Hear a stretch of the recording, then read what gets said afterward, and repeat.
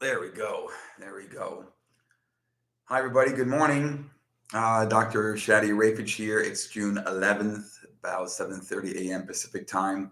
And yeah, here again for another round. So I thought we would talk briefly about internships. I labeled this live stream for those watching this on the playback, kind of a first look at internships, how to define them and what their purpose is. And I did that because internships in themselves can be a pretty complex topic, and so maybe we'll do it in a few parts. We'll see how it goes. But folks, the general public, have heard about internships. They know they exist, and they kind of have an idea of what they're for, but they don't know the details behind it. And then, of course, with veterinary students and graduates and all that, they may not know what the goals and how to think about internships. So let's talk about the initial part, and let's start with what is an internship. And again, this is going to be specific to the veterinary field. Of course, I'm not as familiar with the human side, but this is all in relation to veterinary medicine. So an internship is a program. It's a voluntary program, that where it's usually a year in duration, where the doctor at whatever level in their career, but most often right after they graduate veterinary school, but not always, where they join a program that allows them the freedom and ability to exercise their degree as doctors, but with immense oversight and feedback, so that they can leave the program with more experience under their belt, more confidence under their belt than they would have had they not gone into the internship. The internship program is typically not volunteer.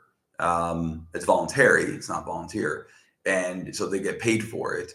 And I don't know what the current rates are, but when I was performing my general internship in Angel Animal Medical Center in Boston, this is 2006 to 2007.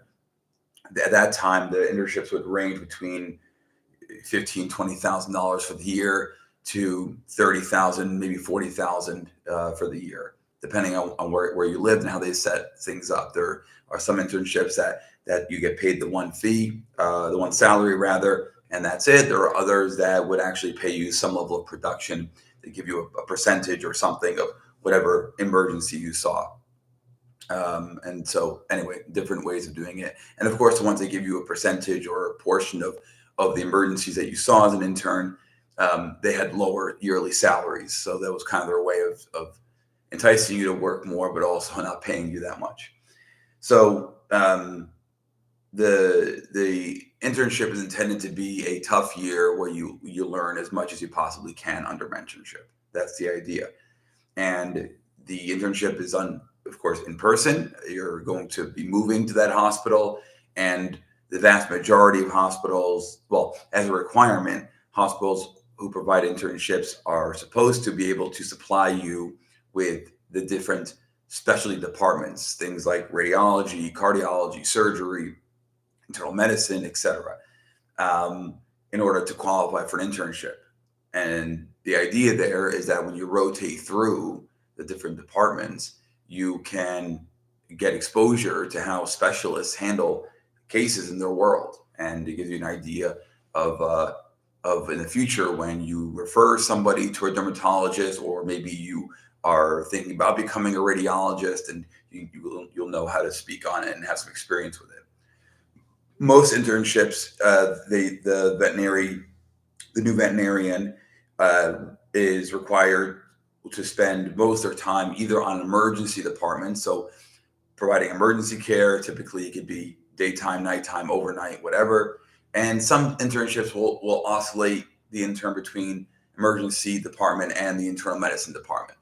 Internal medicine and emergency have a lot of crossover in how they handle things, but the emergency care is the primary responsibility of the intern, and that is because in an emergency, in the emergency department, you're going to see anything and everything that walks in the doors, and some people that have money, some don't. Um, it gives you a wide view of the general landscape as a veterinarian. And it requires you to think on your feet and prioritize your time. Whereas internal medicine tends to manage more chronic conditions, long-term conditions, emergency is about the right now. And so it teaches you how to think on your feet, how to prioritize, how to triage, how to ask the essential questions, and what have you. So that's the internship in general. And then once you graduate the intern programs, it is a program, and you're going to get a certificate or something that shows that you graduated. Um, you can move on to the next phase of your career, which is some people specialization, so further training to find that niche, and others join the workforce, which is probably the majority. They join the workforce, and they're a veterinarian, and they're doing whatever they're doing in practice. There are also different types of internships. There's the general internship, also called the general rotating internship, and then there's the specialty internship. The general rotating internship is general, so meaning you're going to be learning a bunch of stuff from different departments, different specialties, and rotating implies that you're going to be rotating through those different specialties, like we spoke about earlier. Whereas the specialty internships are focused on a specialty. You can be a surgical intern or radiology intern, and the idea there usually only reserved for those who have at least completed the general internship.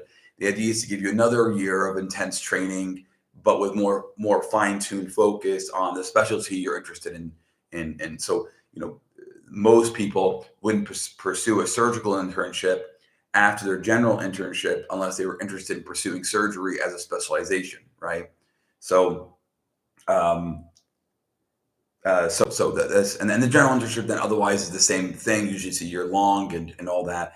And there may be some emergency work, but primarily you're going to be focusing on the specialty that you're signing up for during an internship. So that's kind of in general how we categorize them. That's the goal. The reality is that there's meant to be some standardization. Like I mentioned before, there are some basic requirements for an internship. They have to have a certain number of specialists there, and obviously a structured program. But all that on paper is kind of easy, superficial stuff. Really, what it comes down to, how that actual internship, like in real life, when you're actually there. And unfortunately, that's where the problems are. There's not a lot of standardization just between, just when you look at the wide range in salary, that's crazy. There's no consistency there. When you look at the schedule, how often they make you work, there's no standardization there. Everybody knows in general public that when you're an intern, you're probably working like 80 to 100 hours a week, and so there's no consistency between programs. That's gotten better, at least on the human side. They've been limiting it, I think, to 80 hours a week or something, but that's still insane. That's still 2 full-time jobs in a week. And and then the quality of the work. You might be on paper, you might be in an internship program, and you're rotating through these specialties and working towards graduating, but maybe you spent the most of the time not having primary case responsibility. Maybe you spent most of the time pushing papers, just typing medical records and answering phone calls, and not really taking the lead on cases, which is supposed to be the point. The point is that you have to dive in. You're going to make mistakes, of course, but you also have adequate supervision, and you can learn from them. And it should be a constant positive experience. Not to mean that it should be easy. It's not going to be easy, but it shouldn't be an environment where you're being belittled for not knowing stuff, and so there's no consistency between the programs, which is what we need more of. And then the value of it is not just in those veterinarians who want to specialize. It's great even if you want to go into general practice after your internship. Classically, we've always described the internship as giving you 5 years of experience in 1 year, because it's supposed to be that intense. And so you ought to leave there knowing at minimum that on an emergency basis, you can handle anything that walks through those doors. That's the idea. That's the end goal. And um, as far as learning goes, obviously a second goal would be I'm trying to get a specialty internship. I'm trying to get a residency or whatever. But the point is, uh, scholastically speaking, you're hoping to leave there much stronger than you were when you went in. 5 years stronger than when you went in. So I think that's probably a good place is to stop. I think it's a good overview for internships. I guess one thing I was going to make a comment on in regards to how people view internships now. What I've been hearing is, unfortunately, a lot of the universities are telling veterinary students to not pursue an internship unless they're going to plan on specializing in a specific field: surgery, cardiology, derm, dentist, whatever. And I think that's unfortunate because the internship is very, very valuable. It provides you, yes, it's a tough year. Yes, you don't get paid well. You're working long hours. You're going to make mistakes. There's a lot of growth. It sucks, but it's fantastic because of that. It allows you to, and yet those conditions should improve, of course. There should be better pay, more humane hours, obviously, all that stuff, obviously. But in general, the essence of the internship is still phenomenal, where you will get a mountain of experience and it can be applied to your career, whether you're going to be specializing or not. So I don't think it should be reserved just for people who want to specialize. I think everybody should be enticed to pursue an internship. And really, the only question is, where do you go? Are you willing to move? What states are you willing to move to? What can you handle salary wise? What can you handle schedule wise?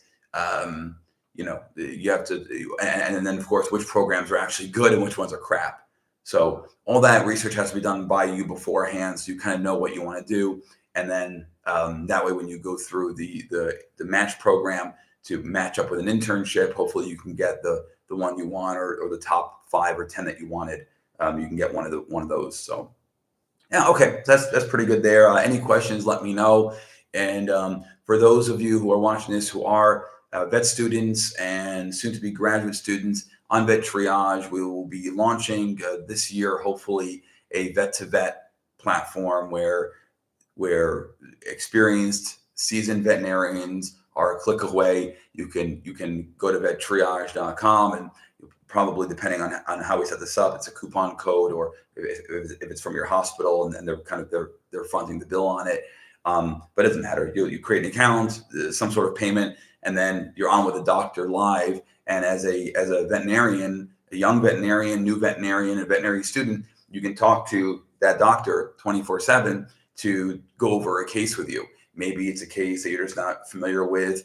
Maybe you don't know what direction to take it. Maybe it's client communication based. Maybe it was a bad outcome and you're like, I don't know what to do now. Whatever it may be, but that mentorship can be there for you 24/7 with Vet Triage. So it's called Vet to Vet, and that'll be announced hopefully this year more officially, and then the procedure will roll out from there. But we're looking to help the new vets in the profession, so that they don't feel like they're alone all the time, but also so that their employers don't feel that they made a bad decision with the new hire, because they of course want to go live their lives, and that's why they hired you as the new grad, and of course you're lost in the abyss because you don't have an experience yet. So you can talk to an experienced veterinarian on Vet Triage anytime. That'll be it, I think, for this. Feel free to donate and support the channel. Hit like, subscribe, all the things, and I'll try to be on here again tomorrow, June 12th. It may be a bit tough tomorrow because I am helping my friend, I believe, at the hospital. Yeah, so we'll try and get on here maybe by 7 a.m. Pacific time tomorrow on June 12th. But anyway, those who are watching the playback, thank you so much, and we'll see you in the next one. Take care.